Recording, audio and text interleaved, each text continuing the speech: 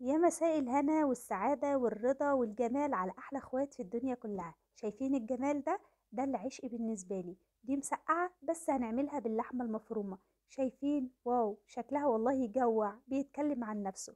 هنعملها بحتة لحمة مفرومة صغيرة جدا، بس شكلها وطعمها واو. أنا بموت في المسقعة يا جماعة، سواء كانت من غير لحمة أو باللحمة. شايفين؟ تحفة جدا، الطبقات بتاعتها متماسكة وتقدري ان انت تقطعيها كده، وكمان ما فيهاش زيوت ولا اي حاجة خالص. وبجد تحفة، طعمها كلها كده متنغمة مع بعضها وشكلها رهيب. تقدري تاكليها مع الرز بالشعرية او الرز الابيض، وتقدري كمان تاكليها بالعيش البلدي. انا بقى بحب اكلها قوي بالعيش البلدي. بصوا، بنسى نفسي فيها. ما تنسوش بقى تحط لايك كده وتشيروا الفيديو ده علشان يتشاف وعشان يوصل لكل الناس. وتعالوا بينا نبدأ ونسمي الله. معايا هنا البتنجان اللي هو الرومي الكبير اللي احنا شايفينه ده. طبعا قلنا في فيديو قبل كده ازاي ان احنا نختار البتنجان بتاعنا، وعشان ما يكونش فيه بذر وعشان كمان ما يكونش ممرر معايا. تقدري ان انت تقطعيه زي ما هو كده بالقشر، او تقدري ان انت تشيلي القشره السمراء اللي فوق دي. انا شلتها بقشاره البطاطس علشان ما اخسرش كتير من القيمه الغذائيه بتاعه البتنجان. تقدري برضو ان انت تقطعيها شرايح زي ما انا بعمل كده، او تقدري كمان ان انت تقطعيها حلقات كده او دوائر. التقطيعه دي حاجه ترجع لك. انا قطعتها كلها بالشكل اللي انت شايفاه ده. هركنها بقى على جنب كده، وهديها رشه من الملح واحطها كده في مصفى علشان تنزل الزيوت اللي فيها وما تمتصش معايا اي حاجه خالص او اي زيوت خالص. بعد كده جبت البطاطس، جبت كده 2 من البطاطس وقطعتهم برضو شرايح بنفس تقطيعة البتنجان. وبرضو التقطيعة حاجة ترجع لك انتي. هاخد بقى البطاطس بتاعتي وهبدأ ان انا اغسلها علشان اقليها، والبتنجان هحطه في المصفى. ويلا بينا نشوف هنعمل ايه بالظبط. جبت كده بقى اجهز، حطيت البتنجان والبطاطس يتقلوا، وجيت معاكم علشان نجهز مع بعض اللحمه المفرومه. جبت كده بصله وحطيتها في الكبه بتاعتي وفرمتها كويس. عايزه اقول لكم ان الكبه دي تحفه جدا، انصح الكل ان هي تكون موجوده في مطبخه. عمليه جدا وسهله جدا في استعمالها. انا عندي الكبه التانية بس بجد بستكلف كده ان انا اطلعها، بتكسلني، لكن دي خفيفه وسهله جدا.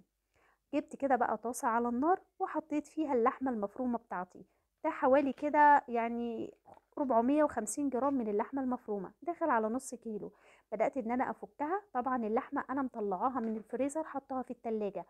لان غلط جدا ان احنا نفك اي لحوم بره التلاجة، لان المية او الدم اللي بينزل فيه منها ده ما بيكونش دم ولا حاجة. دي القيمة الغذائية والفايدة والطعم وكل حاجة موجودة في اللحمة بنفقدها، وما بتبقى اللحمة زي قلتها ملهاش اي طعم خالص. فاحنا بنطلعها من الفريزر في التلاجة. خلاص كده.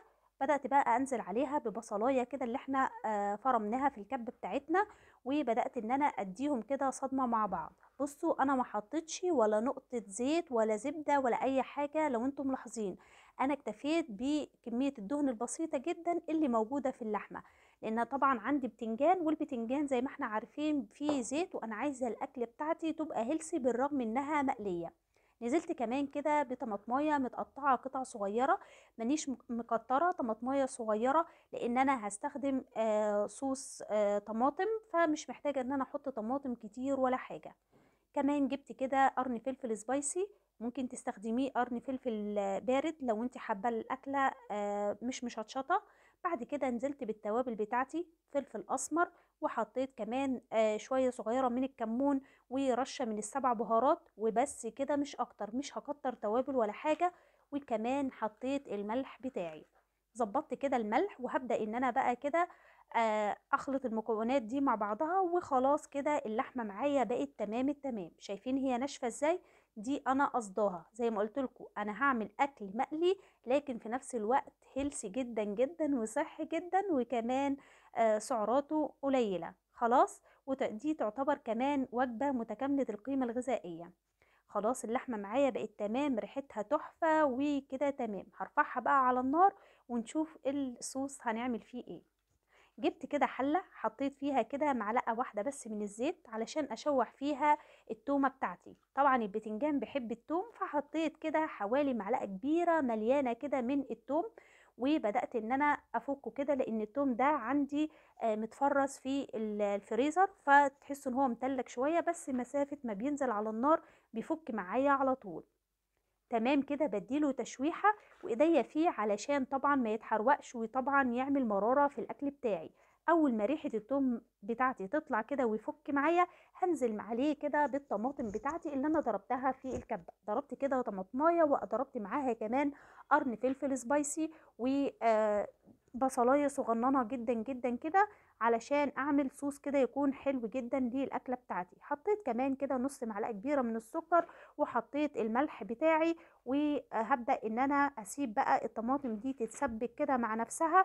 وتعالوا بينا بقى نجهز السرفيس بتاعنا ونشوف هنعمل ايه مع بعض. انا معليه النار، ههدي بس عليه النار كده وهسيبه بقى كده يتسبك.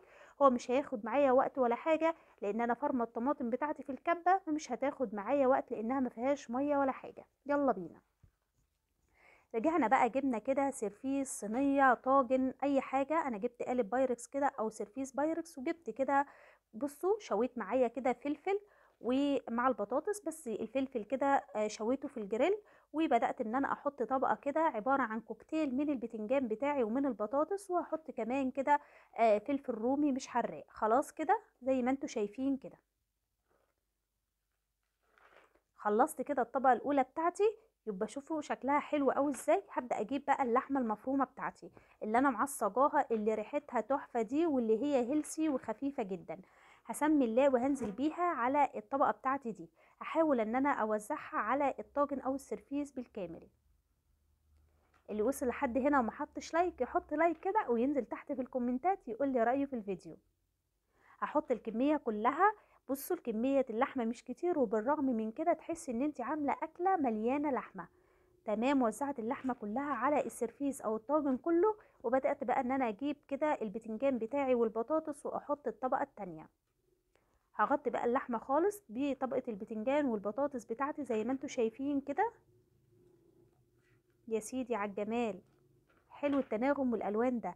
وجبت كده بقى قرنين فلفل سبايسي كنت شوياهم على الجريل، وابتديت ان انا احطهم فوق كده، اجرنش بيهم الطبق، وكمان بيبقى طعمهم حلو قوي قوي في الطاجن. شايفين؟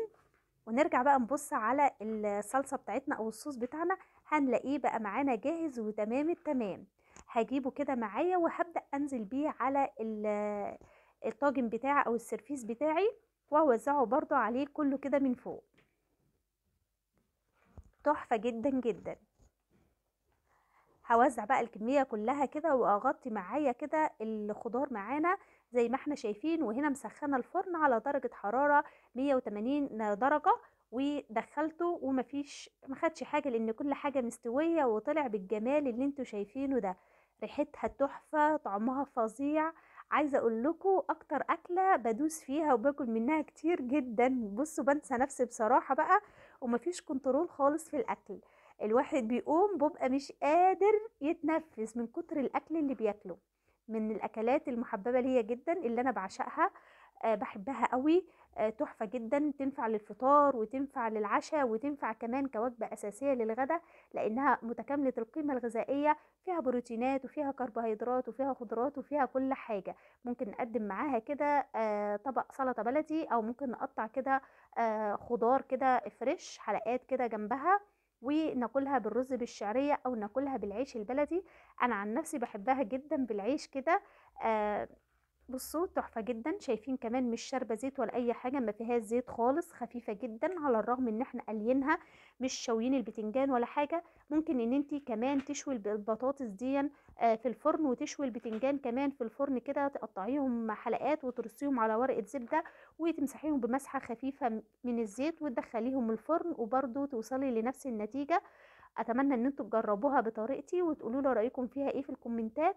وما تنسوش بقى اللايك والشير. دمتم في حفظ الله، والسلام عليكم.